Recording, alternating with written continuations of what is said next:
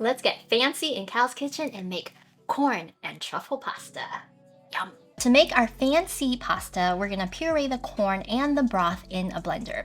Now I used yellow corn, even though it's supposed to be white corn because I couldn't find white corn, but this will work. And we're gonna blend it until it's smooth, probably about 2 minutes or so. Add your mascarpone cheese and about 1 teaspoon of salt, I'm guessing here. Blend that again for about 15 seconds. You're gonna bring a large pot of water, make sure there's salt in there, to a boil. Then you're gonna add your pasta. For this dish, we're gonna be using bucatini. Bucatini is like spaghetti, but thicker and there's a hole inside of it.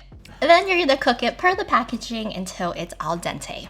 That means it's soft but firm. Now while the pasta is cooking, we're gonna add butter to a large skillet, and you're gonna be adding about 6 tablespoons of butter. This looks like 8, but it's really 6, trust me. You're gonna let the butter foam up over medium heat until it's kind of frothy and there's a little bit of brown bits. Once that's done, you're gonna add your corn-mascarpone puree to the butter and mix that all together. Once the pasta's done, save about 1/4 cup of cooking water first. Then drain it and add it to your sauce. Then you can add the Parmesan cheese, squeeze in a little bit of lemon juice, mix that up, and then add that fancy truffle oil. Chrissy's recipe says to use real truffles, but you know, we're on a budget here.